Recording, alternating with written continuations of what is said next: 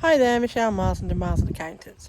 Now, the job retention scheme is changing. We all know that, everybody's heard that. But what a lot of people may have missed is a little deadline that's in there of the 10th of June, which is only next week, so be careful that you don't miss that deadline. If you have employees that have never been furloughed before since the scheme started in March 2020, if you're thinking of furloughing them, you must do it by the 10th of June. So you have to agree it with them, etc., etc., by the 10th of June, because they have to have 3 weeks of being furloughed before the end of June for you to be able to apply on their behalf. So please don't miss that deadline, because that one's really going to be important. There's lots of other changes coming in July as well, but for now, just make sure that if you're thinking of furloughing somebody who hasn't been furloughed before, do it straight away. All right. Some of the other things that are coming in are going to be, it's quite a lot actually, but some of the things about the flexible working, we've heard about that. But one of the other things I've seen actually is a deadline. Now, that's a bit of a sneaky one in, but basically, if you've got anybody that you furlough up to the end of June, you have to make sure you've got your claim in by the 31st of July. So, up to now, there was no deadline. Now there is a deadline, so watch out for that one. So, that's another thing.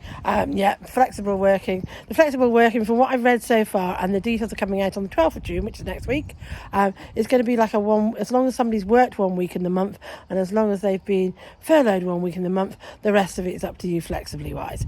But this is what gov.uk is saying so far, but we haven't actually had the proper guidance, which is due on the 12th of June. So, watch out for that one. And obviously, as with all this thing to do with furloughing, make sure you're checking with HR, making sure you're doing the right thing. This is not a accountancy thing, it's not a tax thing. Just make sure you do your claims on time, and also make sure that you're claiming 80% of the figures. To be fair, I think it's going to be the next set of things that HMRC are going to be looking into, is how people have made the claims.